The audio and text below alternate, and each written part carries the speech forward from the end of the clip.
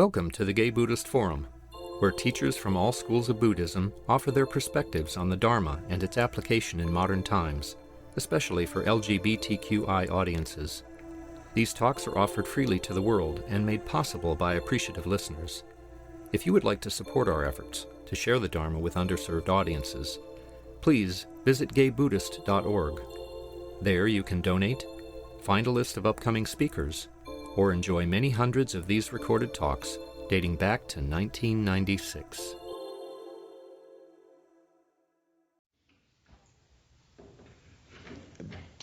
Today's topic is the Dharma in Tennessee Williams. And we're going to just take one little snippet of Tennessee Williams as our focus for this Dharma, although there was so many other things in what he wrote that would actually lend itself to Dharmic understanding. And what we're focusing on today is A Streetcar Named Desire. Has everyone seen the movie or the play or something? How many have? Let's do that. So at least a few of you haven't. So this A Streetcar Named Desire takes place sort of at the end of World War II, and it occurs in New Orleans, and there's a great social change that's occurring in the country, and particularly in the South, which had been very stratified and protected, a certain class of people in the South. And the end of the war brought a lot of changes to that part of the country. I know something about this because that's where I grew up. I was in the South. And in A Streetcar Named Desire, there's a woman suddenly appears uninvited to stay with her older sister and her new husband in a working class neighborhood of New Orleans. And the resolving of the story is what happens with this woman. Her name is Blanche. And those of you who are movie buffs, Marlon Brando played the lead both on Broadway and in the movie. And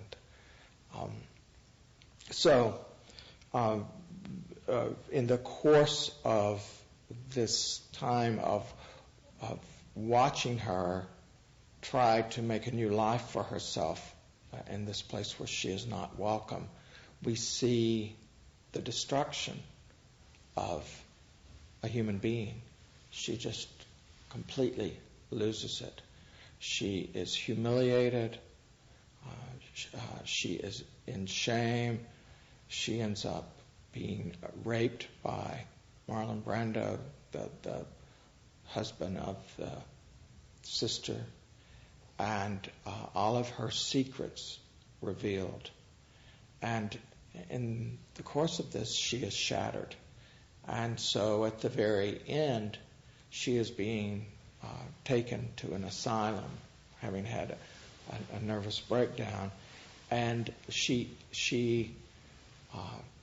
ends this whole process with one of the great lines in American theater, which is, "I have always depended on the kindness of strangers."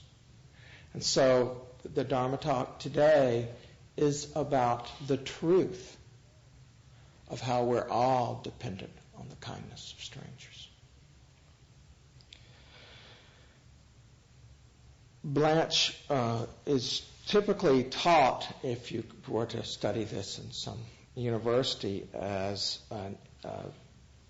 an image of someone self-destructing, and that she was both a victim and was therefore destroyed, but also was self-destructing.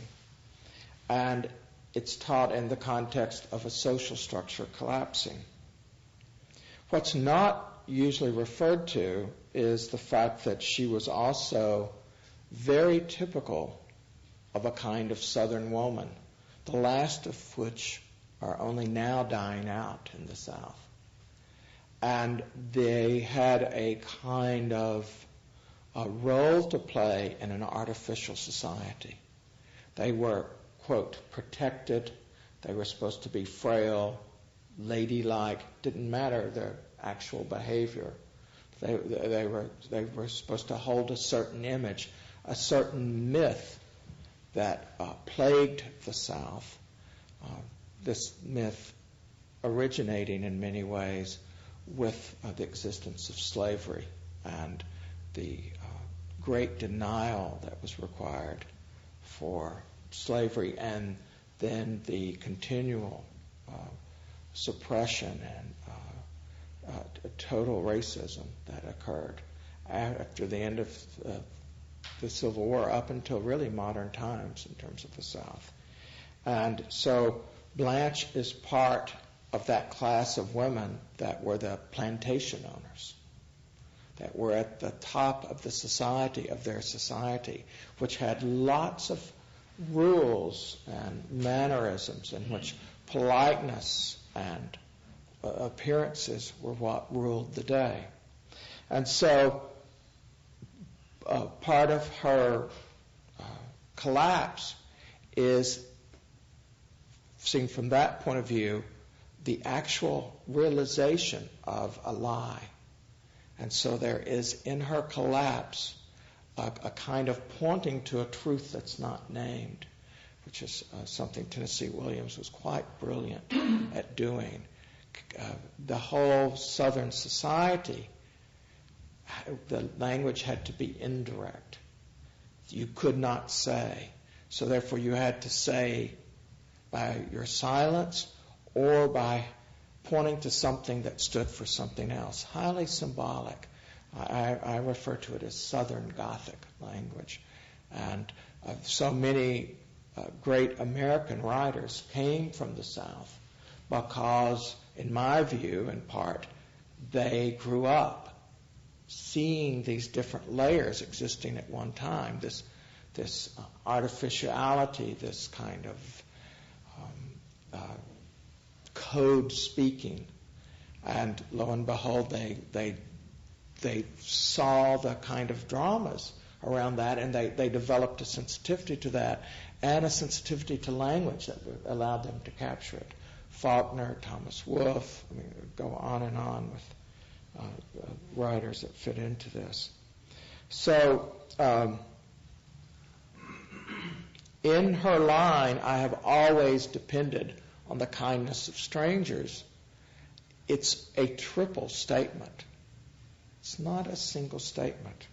First of all, in the play, in the movie, you realize that, in fact, strangers have never helped her.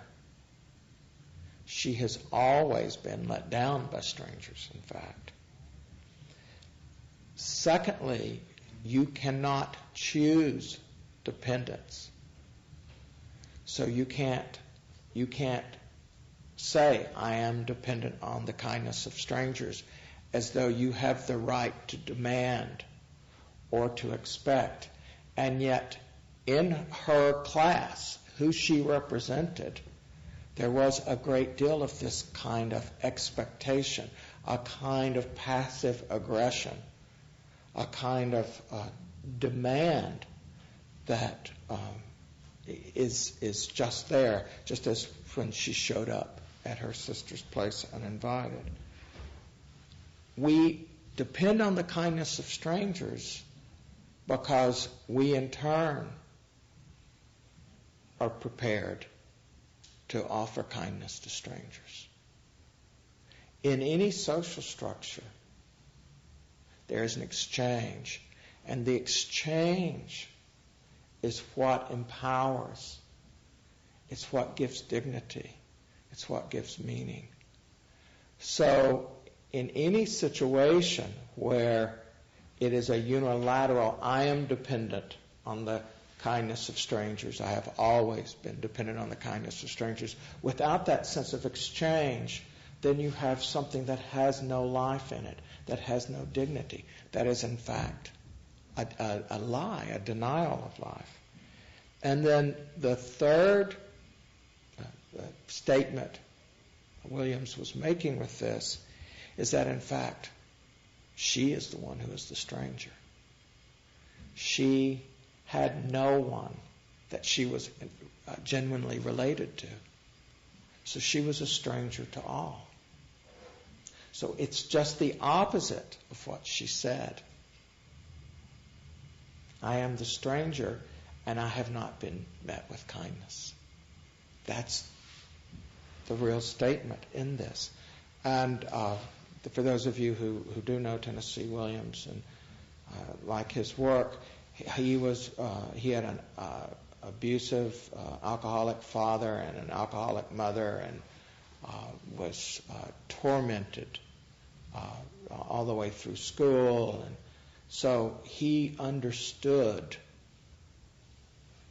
these levels and was able to capture them. So it's also true that at the very end, Blanche was in her collapsed state, finally saying a kind of truth. So although she was misstating in many ways, but even in the misstating, she had finally said something that was true about being dependent on the kindness of strangers. That something true about all of us, something true about the society of which she was part of, but that's just as true for us today. Her problem, and we'll see how the Dharma is revealed through that, her problem was that she was so wounded, so unprepared as an individual or as a type of person to enter into, to be part of any kind of an exchange in life. And so therefore, she couldn't live the truth about dependency. So in some way, all of us are Blanche. Each of us are very much dependent on the kindness of strangers. An easy example of this is what happened on 9/11. Some strangers who felt as though we were the strangers took 3,000 lives. There was no kindness. Maybe no kindness perceived in either direction, you see. In a more typical and very much unnoticed, because it's too scary, example in our society, just recently there was in the Midwest a food poisoning around a butcher shop in a grocery store. And I think 100 people, more than 100 maybe, were poisoned by this food. And what had happened is that these two employees had been in a fight.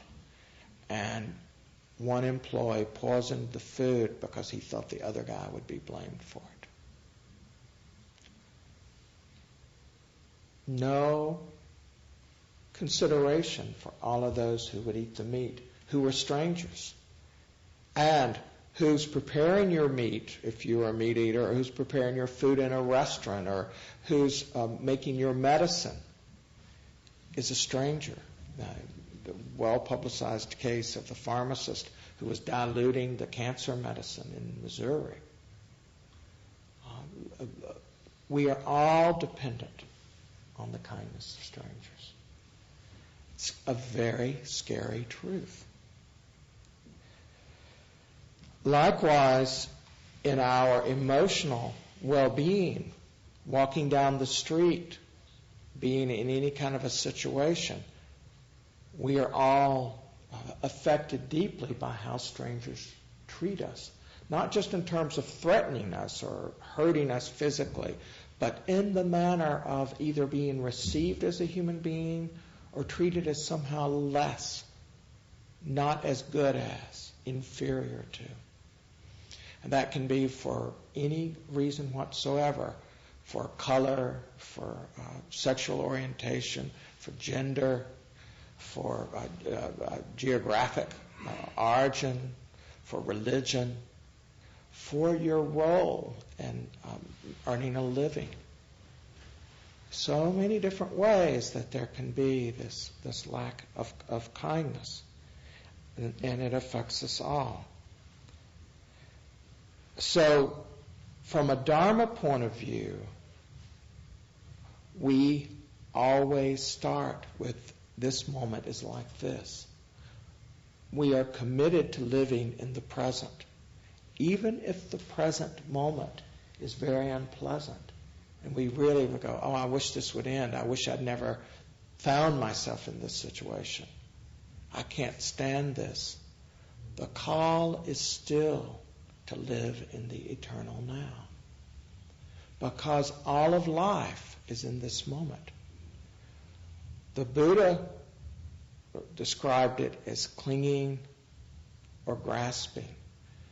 Clinging to want something pleasant to continue, grasping at the past or the future, trying to have something unpleasant go away or not happen.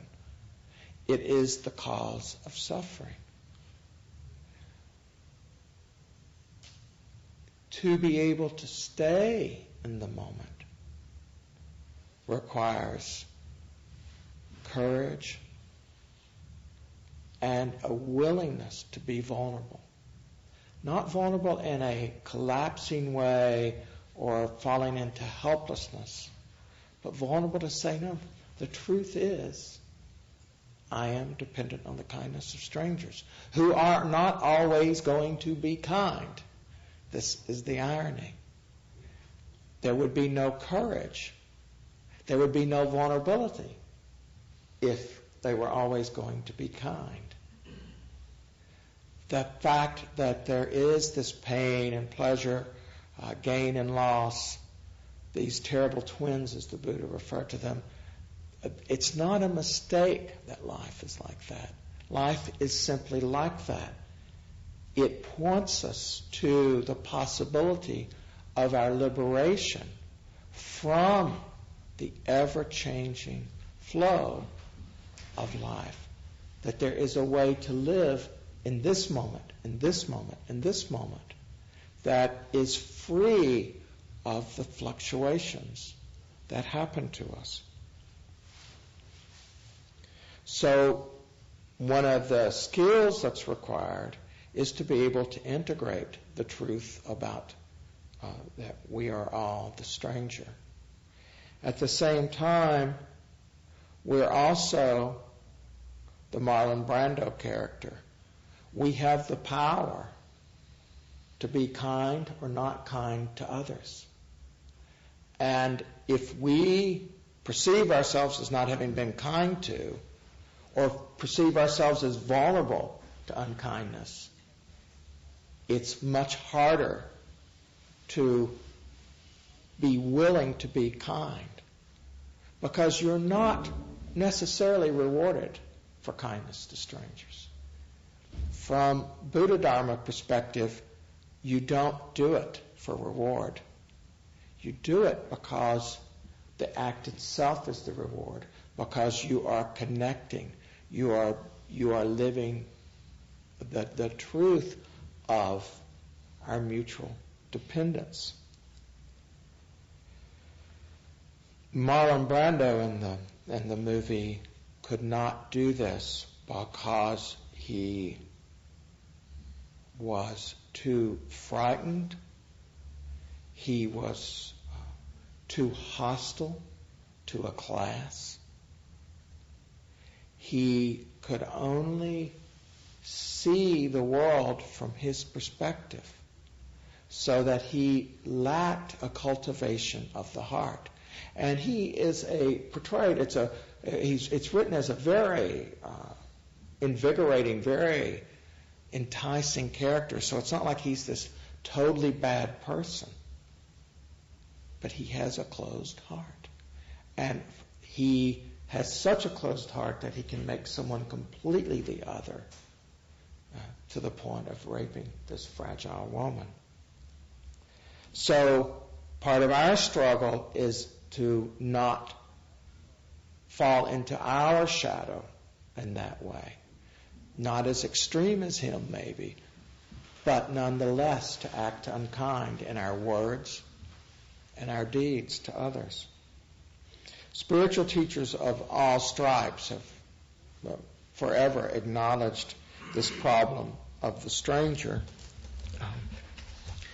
Bhikkhu Bodhi, and when he's talking about the Buddha's teaching of the Eightfold Path, says, if compassion is initially difficult to arouse towards beings who are totally strangers, one can strengthen it by reflecting on the Buddha's dictum that in this beginningless cycle of rebirths, it is hard to find even a single being who has not at some time been one's own mother or father, sister or brother, son or daughter.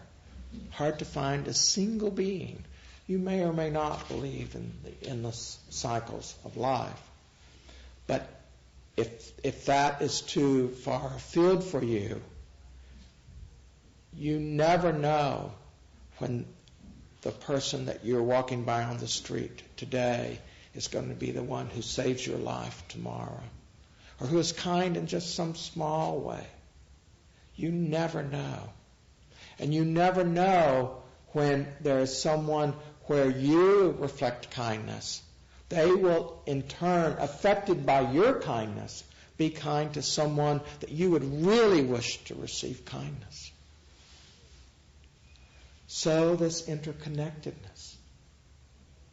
Each moment that we make a move towards kindness, we're adding to the kindness of the universe, and we're increasing the likelihood of more kindness. That in some cyclical way, in this lifetime, future lifetimes, however you wish to see it, will come back.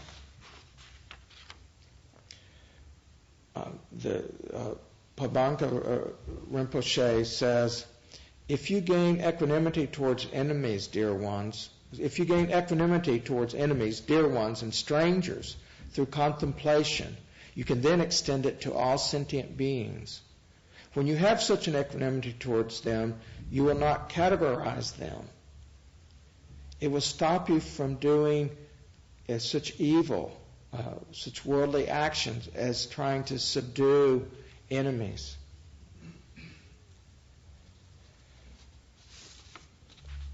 The teacher Thich Nhat Hanh, whom I'm sure you've had someone come in quoting before and all, he has a primary teaching coming from the Buddhist teaching that we are mutually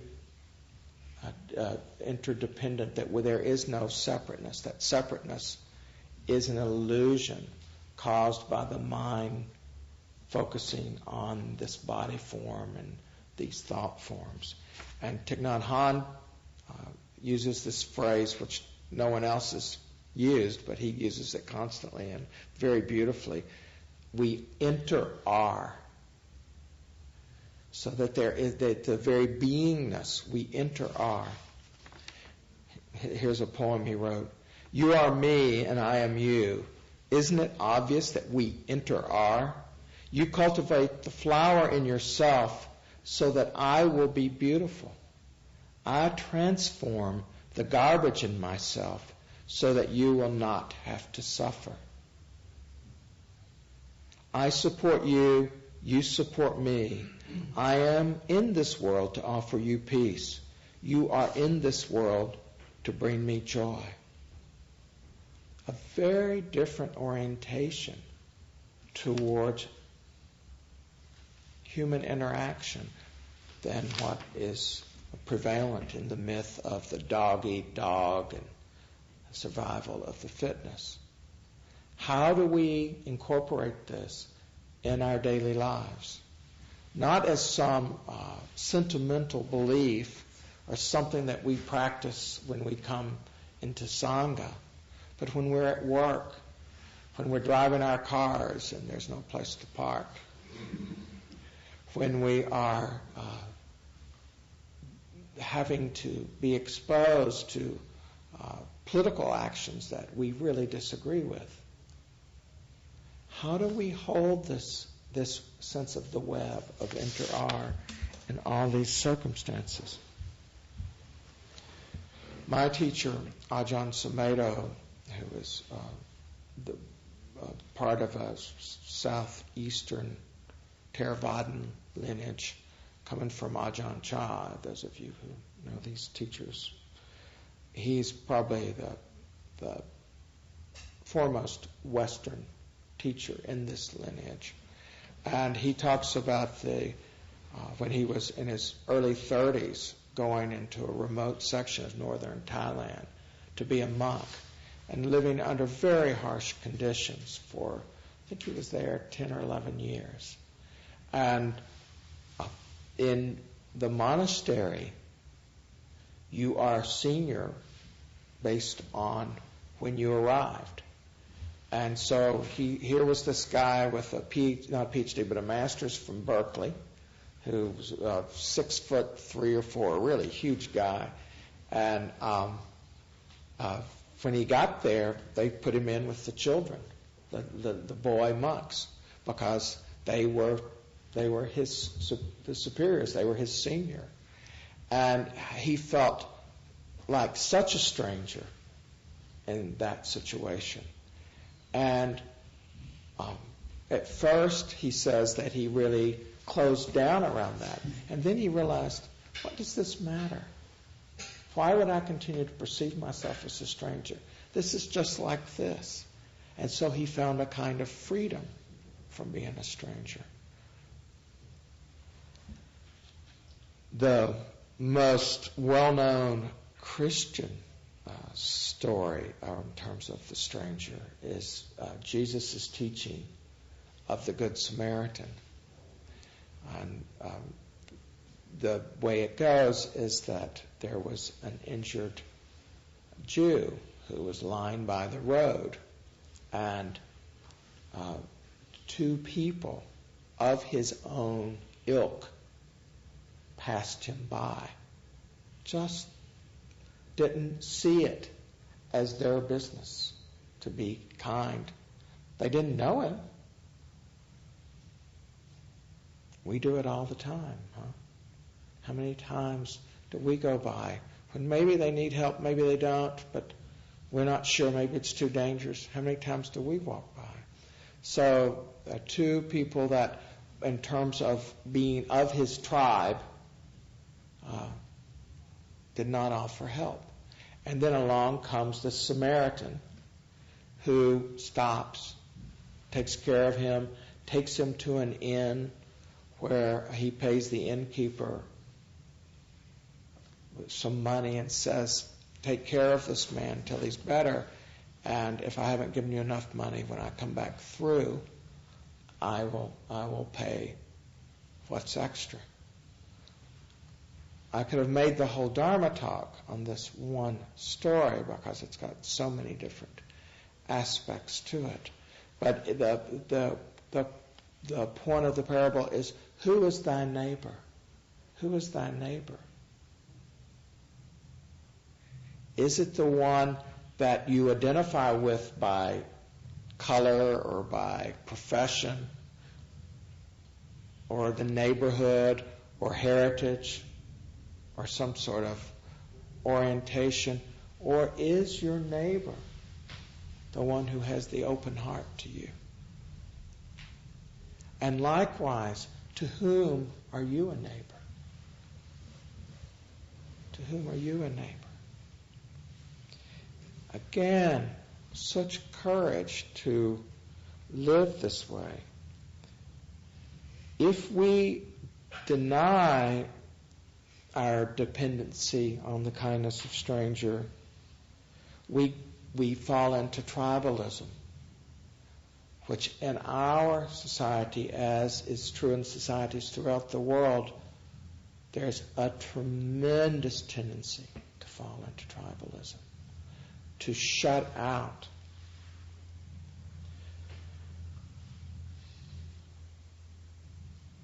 As soon as we do that, we are beginning to live a lie.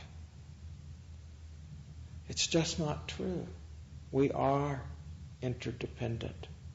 We are interdependent. It's just the truth. It's the heart's truth. Once we make that fall into tribalism, it becomes easy to transform another from a thou into something less than, and then to justify hostility, ill treatment, and inequality. We also, when we fall into that them versus us, they are the stranger, we are then subject to fear, and we're much more easily manipulated by political demagogues. You all know the truth of this from your own life experience. There is also a claim of independence that is false, and that leads to so many wrong decisions in a family unit, in a community, in a country, on the world level. We see that all the time as well.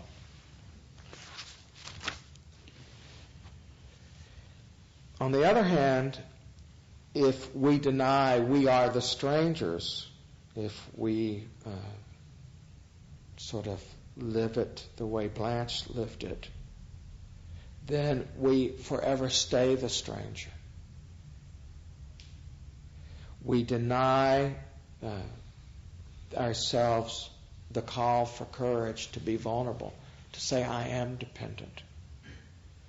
And we very easily can succumb to a kind of sense of entitlement. Well, my life is harder because of my story, by some sort of thing that made me the stranger. And therefore we're denied to ourselves the full living of our lives.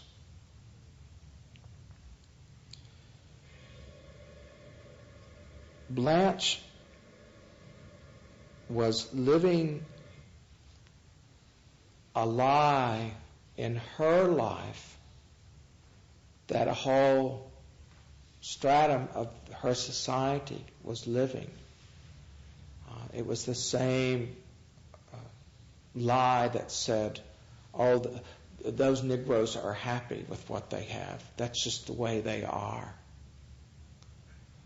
That we're so rich, we're so entitled, when in fact it was richness that was coming from the exploitation of other people against their will. There was no exchange. There was a kind of stilling in the very structure of that society. Therefore, there had to be these code words to avoid having it revealed. It couldn't be. These were not inherently bad people. They were people who were doing something based on a lie. They were denying kindness to strangers. They were just being the opposite. They were exploiting strangers. They were justifying on the basis of strangers this exploitation. Those code words have now transformed in terms of being in relation to the suppression of a minority group, to being code words that are used in our politics today, in which there is a doublespeak that if we don't pay attention to, we're not sensitive to in the greater political world around us. So to be alert to this kind of inappropriate relatedness. A group of people can be denied consideration through this kind of speaking. Just recently, taking a political example of this, is these changes that were made in terms of the working poor and their ability to get aid.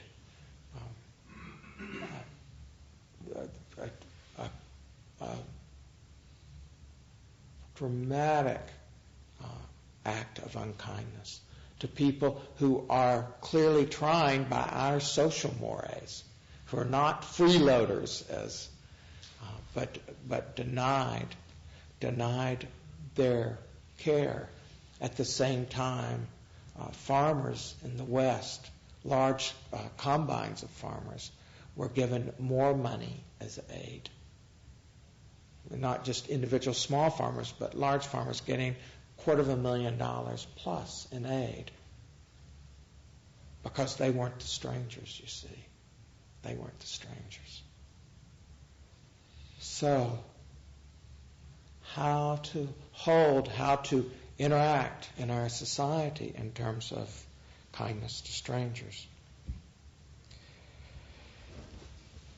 There is in this notion of the public good the embracing of kindness to strangers. In the last 30 years, there has been a steady deterioration of the belief in the public good.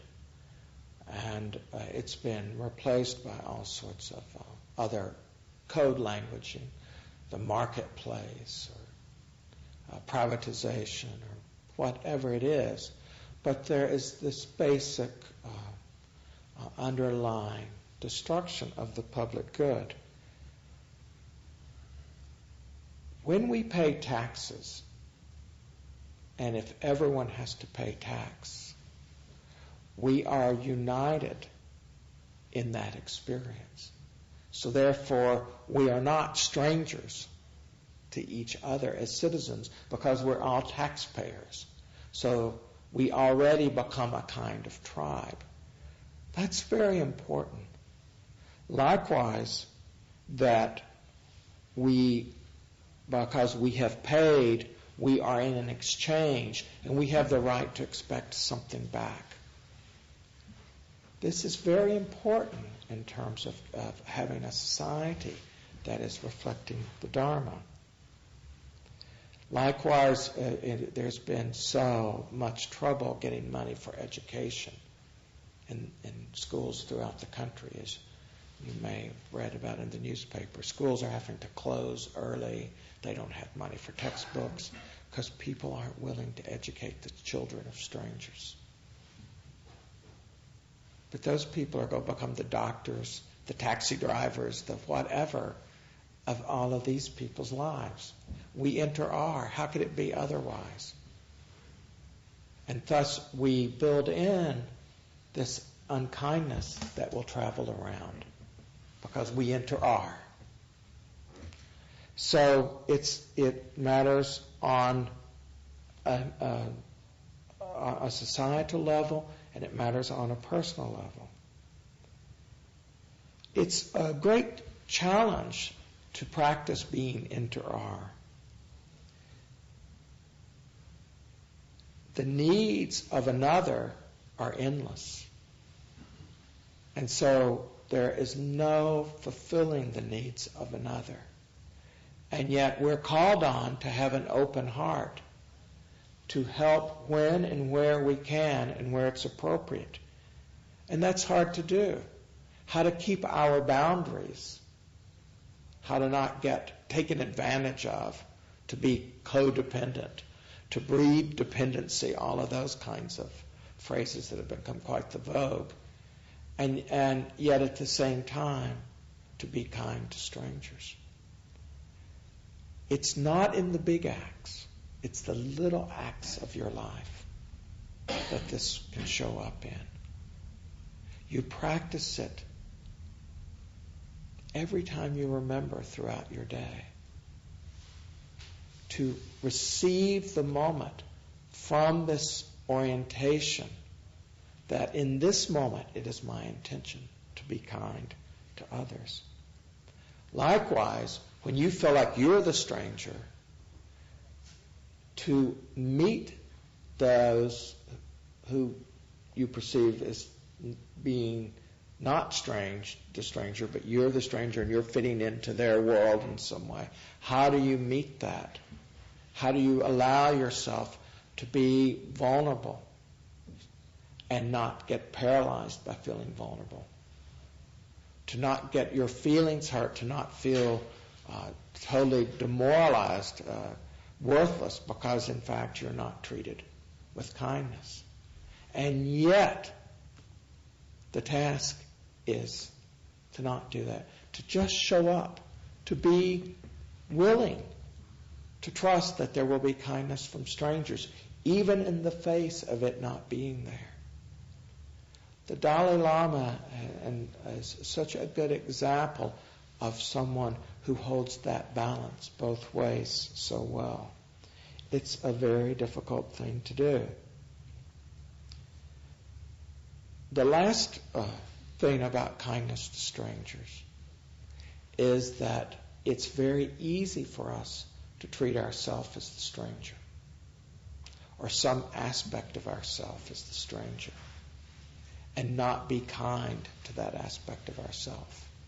To somehow feel entitled to judge that aspect and be very negative towards that aspect of ourselves. It can be something in our behavior or what we value or how we are or our lack of a skill or how we look. Anything. And we can be so totally unkind to ourselves. We can so easily miss the fact that everybody in the world is a stranger and is a stranger to themselves. We are each isolated in our experience, even as we interdependent are. And this isolation gets magnified when we're dealing with ourselves, and we can be incredibly unkind. From the Buddha Dharma perspective, when you are unkind to yourself, you are being violent to a human being. You don't get a pass because you call it me and mine. There's no pass. The commitment in Buddha Dharma is to non-harming, to approaching each person, including yourself, with loving kindness, with compassion, and equanimity. So it's quite a challenge. There's also the holding out by identifying oneself as the stranger. So you can choose to be a stranger in your society and therefore justify sort of your aloofness because, well, I'm the stranger here, I don't fit in. And therefore you don't have to kind of own your responsibility to deal with things that are wrong. You don't have to own your own vulnerability and so forth. But also, you can be a stranger in your own life in holding out. I don't know how many of you know the Leonard Cohen poem about the stranger. I told you when I came I was a stranger. When he talks like this, you don't know what he's after. He's just some Joseph looking for a manger. A dealer looking for a card so high and wild he'll never have to deal another. It's very enticing in our spiritual journey to be some Joseph looking for a manger. To be some dealer looking for a card so high and wild we'll never have to deal another. Lots of times in Dharma talks, that's what we want to hear about. We want to trip off on that possibility of enlightenment, of this kind of feel-good. The work of the Dharma is mundane. It's everyday life. It's how you are with each other when we end here in just a couple of minutes. It's how you are through the rest of this day, at work. That's where the Dharma happens. It's not some moment of total enlightenment of some future moment. You are not in that future moment. There is no you that is ever going to be in such a future moment. That's the Buddha's teaching of anatta. The only moment that you can make a difference in someone's life is right now. You won't be here in some future moment. So it's now. It's now. And it's through the now, this eternal now, that we actually find ourselves at least in the space where there is that sense of a Joseph looking for a manger. That sense of there is this possibility of a card so high and wild we never have to deal another. It's through, it's not around, but through your life experience as it is. So this kind of talk is not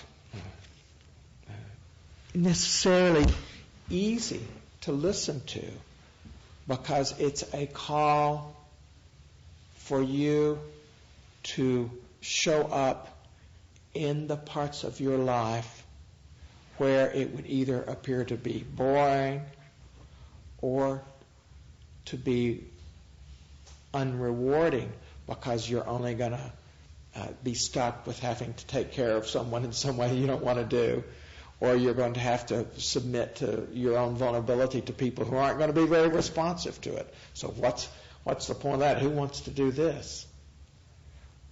Pay attention to that resistance. It will come in the form of boredom, being spaced out. I got too much to do right now. He doesn't understand my situation. It's all just resistance of the reactive mind. Anytime you show up in the now, you are walking the path. You are in Buddha Dharma. So if we could just sit for a moment, and then if you'll ring the bell.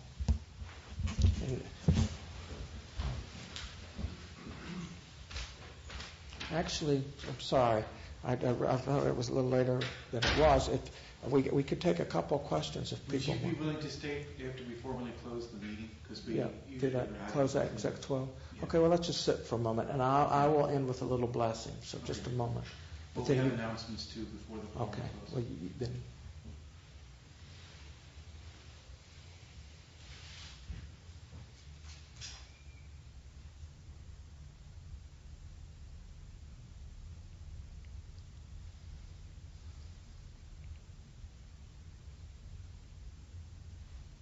May you be safe from internal and external harm.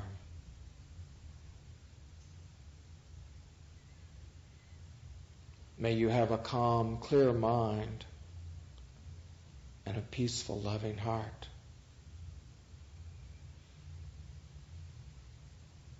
May you be physically strong, healthy, and vital. May you experience love, joy, wonder, and wisdom in this life, just as it is. And may the merit of our practice this morning be to the benefit of all who are strangers, and to the liberation of all beings.